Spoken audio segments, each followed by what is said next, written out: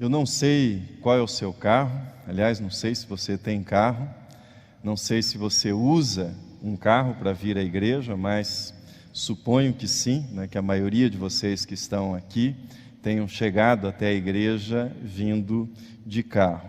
Se eu não sei se você tem um carro, não sei tampouco qual é o seu carro, eu não tenho como saber se você usa um adesivo com mensagem religiosa no seu carro. Portanto, o que eu vou dizer a seguir, você não precisa tomar como pessoal, né? Não vai imaginar, o pastor viu o adesivo no meu carro e comentou no sermão. Não há nada de pessoal nisso, mas eu gostaria de ilustrar para vocês alguns adesivos que circulam que estão nos carros que circulam pela nossa cidade, que circulam pelo nosso país. Nós temos uma lista, vou pedir ajuda na projeção para que nós vejamos essa lista.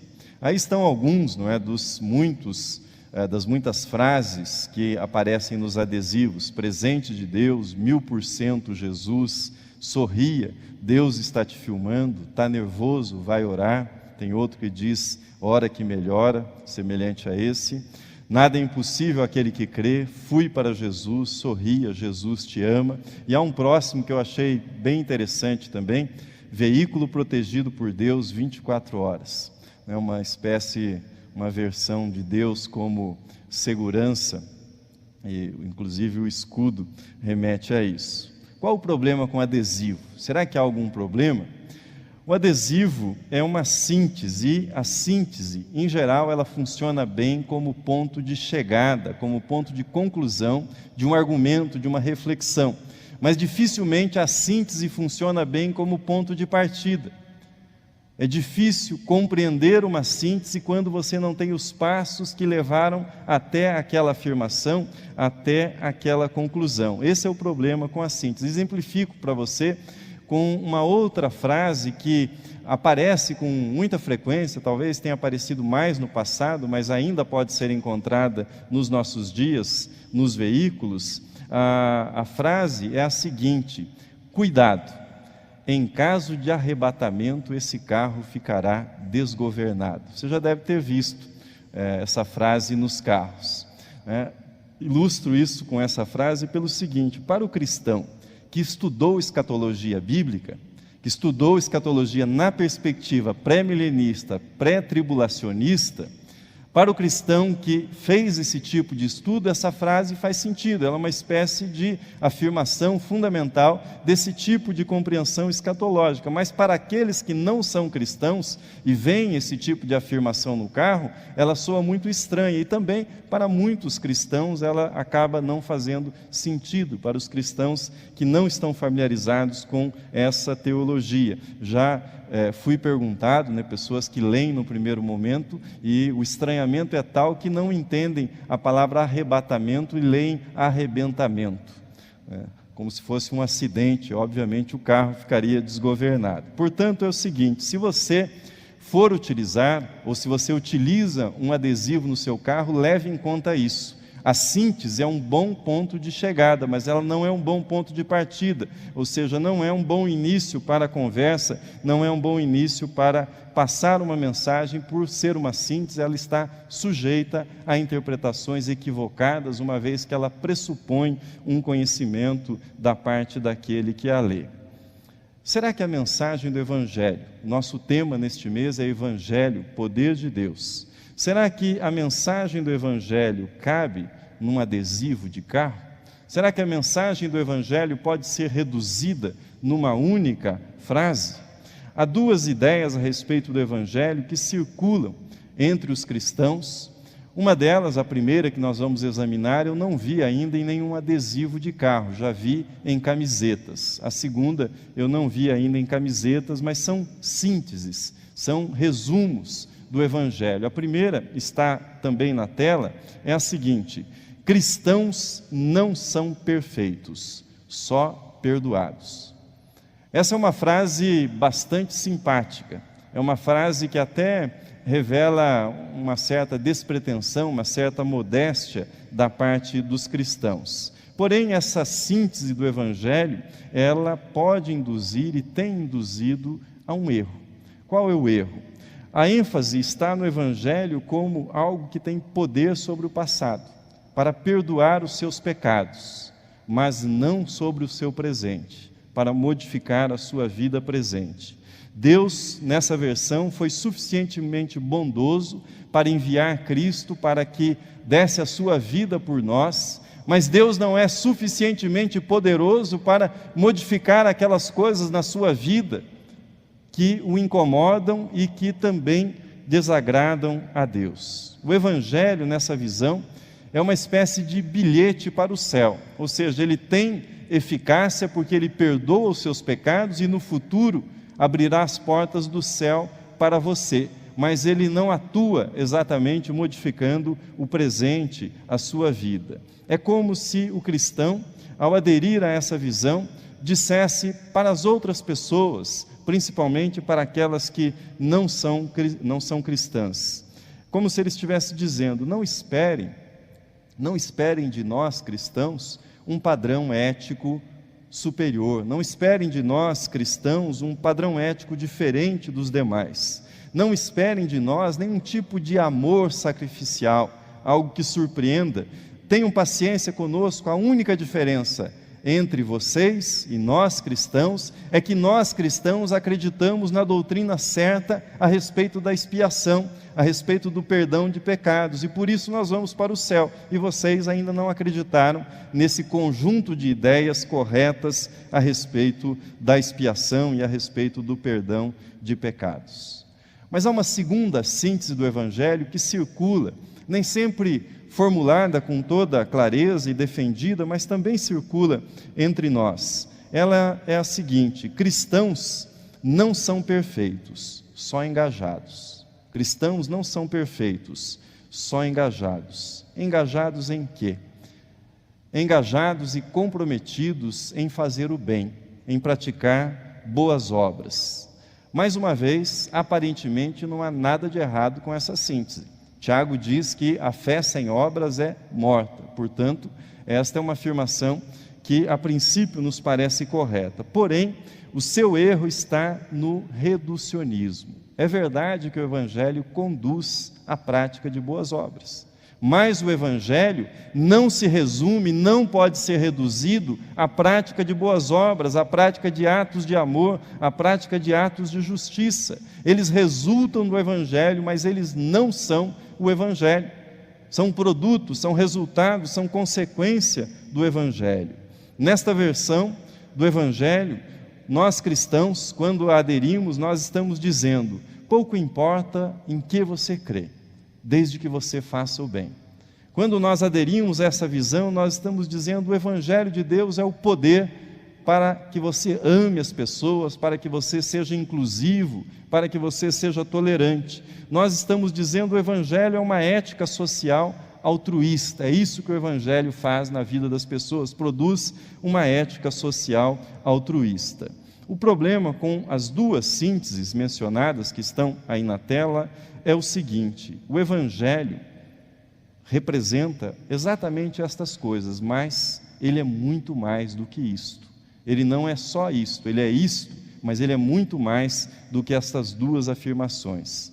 Queria relembrar com vocês o que nós vimos no domingo passado a respeito do sentido de Evangelho, na sua origem. O texto também está na projeção e assim foi definido o Evangelho. Evangelho é um anúncio de algo que ocorreu na história, de algo que foi feito em seu favor e que mudou a sua condição para sempre. Algo que ocorreu na história real e que tem implicações permanentes na sua vida. O ponto central, então, é o seguinte: o nascimento de Jesus, a vida de Jesus, o ensino de Jesus, a morte de Jesus, modifica alguma coisa real no meu coração? Modifica para valer alguma coisa na minha vida? Quando eu enfatizo apenas o sacrifício de Jesus, como na primeira síntese que eu apresentei, eu estou dizendo: o que Jesus fez tem alguma eficácia para perdoar os meus pecados e para me levar para o céu, mas eu reduzo o poder transformador do Evangelho. Por outro lado, quando eu afirmo que o Evangelho consiste numa ética de amor presente no ensino de Jesus, eu estou reduzindo também o poder de Jesus sobre a minha vida e sobre uma série de coisas que estão presentes na minha vida. O Evangelho não é apenas um conjunto de ideias doutrinárias a respeito de Deus, de Jesus. O Evangelho não é uma determinada ética social. O Evangelho é o poder de Deus para a salvação. O Evangelho é o poder de Deus para gerar uma nova vida, para produzir um novo nascimento. O problema com os dois reducionismos mencionados não é aquilo que eles incluem, não é aquilo que eles dizem, é aquilo que eles deixam fora. É aquilo que não está contemplado nessas duas afirmações que eu compartilhei com vocês. Nos casos citados, o Evangelho como um bilhete para ir para o céu, ou o Evangelho como uma ética de compromisso social, nos dois casos citados, o que acaba ficando fora é a vida do cristão como um todo. É a vida do cristão na sua integridade, são os seus relacionamentos com outras pessoas, com a família, é a sua profissão, o seu trabalho, é isso que fica fora e que não é afetado pelo Evangelho nessa compreensão. O Evangelho não pode ser reduzido, por exemplo, a algumas horas de trabalho voluntário semanal. O Evangelho não pode ser reduzido a isso. O Evangelho também não pode ser reduzido àquilo que nós estamos fazendo agora. Algumas horas na igreja aos finais de semana. Isso não resume, o Evangelho não pode ser reduzido a isso. O Evangelho é nova vida, vida que surge do relacionamento pessoal com Jesus e que compreende tudo o que nós somos durante os 7 dias da semana, durante os 365 dias do ano. Não há nada na nossa vida que não deva ser tocado pelo Evangelho. Com isso nós chegamos ao texto que nós lemos. Jesus, dirigindo-se a Nicodemos, lhe disse com toda a ênfase: importa-vos nascer de novo. Nicodemos havia procurado Jesus, havia escolhido o dia, a noite, aparentemente ele estava no controle daquela conversa, ele estava frente a frente com aquele jovem rabino, proveniente de Nazaré. Nicodemos era um homem experimentado, provavelmente um membro do Sinédrio, e ele fez bem feito o seu trabalho, o trabalho que precedeu a reunião. Ele menciona os sinais que Jesus havia realizado. Jesus é chamado por ele de mestre, é chamado de rabi. Jesus é reconhecido como um profeta por meio do qual Deus está fazendo alguma coisa naqueles dias. Ou seja, Nicodemos é bastante cauteloso, cuidadoso, ele faz um mapeamento de Jesus. Nicodemos estava ali para avaliar Jesus. E em avaliando Jesus, ele estava ali para levar um relatório para os seus pares, para as pessoas que pertenciam às altas esferas da religiosidade judaica, ao Sinédrio. Ele estava ali exatamente para fazer isso, e tudo parecia que ele iria conseguir conduzir a conversa nessa direção, até que Jesus muda o rumo da conversa. Nós lemos isso, eu vou apenas recapitular alguns dos momentos em que Jesus foi muito enfático com Nicodemos, dizendo qual era o assunto que ele queria conversar com Nicodemos. Versículo 3: a isto respondeu Jesus: em verdade te digo, que se alguém não nascer de novo, não pode ver o reino de Deus. Respondeu Jesus: em verdade te digo, quem não nascer da água e do Espírito, não pode entrar no reino de Deus. E o 7º versículo: não te admires de eu te dizer, importa-vos nascer de novo. Nicodemos, bem que tentou retomar o controle da conversa, dar um rumo para a conversa, continuar no comando. Ele tenta isso, por exemplo, no versículo 4, quando assim está escrito: perguntou-lhe Nicodemos: como pode um homem nascer sendo velho? Pode porventura voltar ao ventre materno e nascer segunda vez? Nicodemos era um religioso sofisticado, e aqui ele de algum modo está tentando enrolar a conversa com Jesus. Ele, como um judeu, conhecedor da lei, conhecedor dos costumes da sua época, ele sabia que nascer de novo não era algo totalmente estranho no mundo judaico. Na verdade, quando um gentil convertia-se ao judaísmo, ele era batizado com água, e esse gentil, a respeito desse gentil, os judeus diziam que ele havia nascido de novo, que ele era um novo homem, que ele era, sim, uma nova criatura. Portanto, o literalismo de Nicodemos é um disfarce. Quando ele diz para Jesus: pode um homem nascer sendo velho? Pode voltar ao ventre materno e nascer segunda vez? Na verdade, com esse literalismo, Nicodemos está tentando ressaltar o absurdo que Jesus está dizendo para ele. Ele está como que dizendo para Jesus: eu, um filho de Abraão, um judeu piedoso, preciso passar por aquilo que um gentil passa quando se converte e teme ao único e verdadeiro Deus? De modo algum. E mais adiante, no versículo 9, ainda tentando ganhar tempo, ele diz: como pode suceder isto? Essa é uma estratégia de debate. Ele era um bom debatedor. Quando num debate, aquele que se vê em desvantagem pode lançar a mão do recurso de perguntar como, para que a pessoa explique a afirmação que fez. Enquanto a pessoa explica a afirmação, ele ganha tempo e refaz o seu raciocínio. Foi exatamente isso que Nicodemos tentou fazer com Jesus, mas sem que soubesse, ele deu oportunidade para que Jesus dissesse para ele com todas as letras o que ele tinha em mente quando falava em novo nascimento. Chegamos então aos versículos 14 e 15. Jesus disse para Nicodemos: e do modo por que Moisés levantou a serpente no deserto, assim importa que o Filho do Homem seja levantado, para que todo o que nele crê tenha a vida eterna. Jesus fazia referência a uma passagem que Nicodemos conhecia bem, Números capítulo 21, num episódio em que o povo de Israel começou a murmurar, começou a reclamar, porque eles estavam enjoados do maná.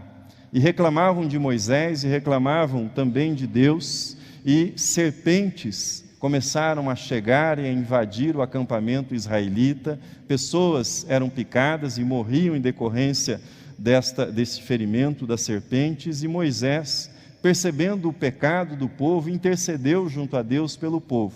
Então Deus ordenou que Moisés fizesse uma serpente de bronze, que ela fosse colocada numa haste, e dali em diante, quem fosse picado e fitasse a serpente, seria curado. Quem fitasse a serpente de bronze. O gesto de olhar para a serpente era um reconhecimento, dizendo: eu pequei, eu sei porque eu estou sofrendo isso, e eu preciso do perdão de Deus, eu preciso da cura de Deus para a minha rebeldia. E quem assim procedia, recebia o perdão e era curado. Jesus usou essa imagem para referir-se à sua crucificação, para referir-se ao momento em que ele seria levantado na cruz, e aquele que, arrependido, reconhecesse o seu pecado e reconhecesse que ele estava na cruz, por causa do seu pecado, seria perdoado e seria sarado, seria curado do seu pecado.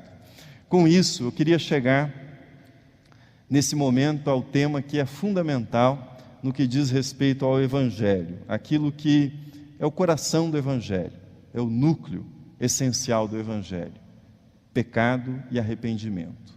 Não há como falar em Evangelho como poder de Deus para a salvação sem falar em pecado e arrependimento. Mas aqui é uma grande dificuldade. Qual é a dificuldade? Nos nossos dias, ninguém quer ouvir falar em pecado, ninguém quer ouvir falar em arrependimento. Na verdade, arrependimento e pecado são vistos como coisas ultrapassadas por boa parte da população, e talvez até por boa parte dos cristãos. Sempre que eu sou questionado a respeito de pecado, ou do conceito de pecado, esse questionamento, quando vindo de um não cristão, invariavelmente tem um certo tom de deboche, um certo tom de ironia. Como você pode acreditar em pecado original? Como você pode acreditar nessa história que Adão e Eva pecaram? Isso não faz o menor sentido. E sempre que eu tenho que explicar pecado para alguém que não professa a fé cristã, eu recorro a uma pequena história, na verdade uma fábula. A história é a seguinte: certa vez houve um grande incêndio numa floresta gigantesca, Esse incêndio ocorreu depois de um período muito prolongado, de uma seca bastante severa. Em decorrência disso, o fogo se espalhou com muita rapidez, a madeira daquela floresta estava sendo devorada pelas labaredas de fogo e os animais corriam, como sempre acontece, em fuga para sobreviverem, para escaparem da morte que alcançava aquela floresta. E nessa corrida, à beira do rio, encontraram-se uma rã e um escorpião. O escorpião gentilmente se dirigiu à rã, mantendo com ela o seguinte diálogo: Dona Rã, por favor, a senhora poderia me levar até a outra margem do rio? A rã, desconfiada, olhou para ele e disse: mas por que eu faria isso? Quando você estiver nas minhas costas, você vai me picar. E o escorpião retrucou, disse: mas imagina, como eu faria uma coisa dessas, porque eu também morreria. A rã considerou por alguns instantes e achou o argumento do escorpião bastante razoável, e lá foram. O escorpião, sobre as costas da rã, iniciaram a travessia. Tudo parecia bem, atrás a fumaça, o fogo, do outro lado a margem intacta, sem fogo, e a travessia transcorria calmamente até que o escorpião cravou o seu ferrão na pele fina da rã e despejou todo o seu veneno. A rã, já paralisada nos seus músculos e começando a afundar, ainda teve tempo de dizer para o escorpião: por que você fez isso? Por que você fez isso? E o escorpião respondeu para ela: é a minha natureza, é a minha natureza, não consigo fazer outra coisa, é mais forte do que eu. Essa é uma boa história. Se você não quer entender o que é pecado a partir do Gênesis, é uma boa história também para explicar o que é o pecado. Por quê? Porque as pessoas fazem aquilo que sabem que não deveriam fazer. Por que eu faço aquilo que eu sei que não deveria fazer? Por que as pessoas não fazem aquilo que sabem que deveriam fazer? Porque as pessoas, mesmo sabendo aquilo que é certo e que deve ser feito, acabam fazendo aquilo que é errado. Por quê? Porque, apesar da instrução, apesar de toda a educação, as pessoas acabam agindo em seu próprio prejuízo, em prejuízo dos outros, em prejuízo do planeta, em prejuízo do nosso mundo. Veja o que o apóstolo Paulo escreveu. A resposta é a seguinte: pois todos pecaram e carecem da glória de Deus. Mais adiante, no capítulo 7 de Romanos, Paulo diz: porque não faço o bem que prefiro, mas o mal que não quero, esse faço. A conclusão é a seguinte: o pecado é universal. Todos pecaram, sem exceção. O pecado é mais forte do que o ser humano. O pecado é apartidário. O pecado é pré-ideológico, ele é ideológico, ele é pós-ideológico. O pecado é analfabeto, é erudito, é paupérrimo, é bilionário. O pecado está em todas as pessoas, em todos os lugares, sem exceção. Essa é a afirmação bíblica e esse é um dado da experiência humana também. O novo nascimento, por meio do recebimento da boa notícia que Jesus morreu pelos nossos pecados, é o único método, é o único meio divino para lidar com o pecado, para obter vitória sobre o pecado. Nascemos de novo ouvindo a palavra de Deus a respeito de Jesus, ou seja, aquilo que Jesus fez por nós, mas que tem implicações sobre a nossa vida no presente, e tendo o nosso coração visitado pelo Espírito Santo. A água e o Espírito, a palavra e o Espírito modificam o nosso coração. Deste momento em diante, você passa a estar vivo para Deus, a existir espiritualmente para Deus e entra num relacionamento pessoal com Jesus Cristo. Jesus torna-se o seu Salvador, torna-se o seu amigo, aquele que realmente está próximo de você e que existe para você. Talvez você se pergunte, então, Depois que eu nasço de novo, eu deixo de ser um pecador? A resposta é não. Você não deixa de ser um pecador, mas o pecado já não tem mais domínio, não tem mais a mesma soberania sobre a sua vida que tinha antes da sua conversão, antes do seu novo nascimento. Veja o que João escreveu na primeira epístola. Assim está escrito: todo aquele que é nascido de Deus não vive na prática do pecado, ou seja, peca, mas não vive na prática do pecado, pois o que permanece nele é a divina semente. Ora, esse não pode viver pecando, porque é nascido de Deus. Não vive sob o domínio do pecado, sob a escravidão do pecado.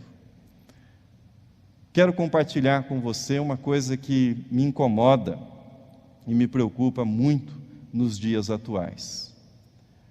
Me incomoda e me preocupa muito nos dias atuais o seguinte: num passado não muito distante, era mais ou menos consenso para as pessoas que chegavam, que procuravam uma igreja cristã, que o meio para ingressar, ou o pré-requisito para pertencer à igreja cristã, seja ela qual fosse, o pré-requisito era o novo nascimento. Mesmo aqueles que não pertenciam a uma igreja cristã tinham alguma clareza quanto a isso, ou seja, é necessário nascer de novo, ter uma vida espiritual com Deus para pertencer à igreja. A impressão que eu tenho hoje é que basta uma leve simpatia, basta alguma coisa que, naquele momento da vida, leve a pessoa a uma igreja cristã para que ela seja arrolada como membro da igreja. É verdade que é possível ser membro de uma igreja cristã sem nascer de novo, mas não é possível entrar no reino de Deus sem nascer de novo, sem que se tenha passado por esse encontro espiritual com Jesus Cristo. Portanto, para o bem da sua alma, eu gostaria de enfatizar aquilo que Jesus disse para Nicodemos: importa-vos nascer de novo. E se nasce de novo pelo arrependimento e pela confiança no perdão que Jesus oferece. Jesus foi muito claro com Nicodemos. Se nós tivéssemos que sintetizar toda a conversa que eu estou apresentando para vocês aqui, Jesus tentou desmistificar e desfazer algumas confusões e equívocos que estavam com Nicodemos e muitas vezes estão com as pessoas que congregam numa igreja. Jesus estava dizendo para Nicodemos: Nicodemos, não confunda, não faça confusão entre ser bem-nascido e nascer de novo.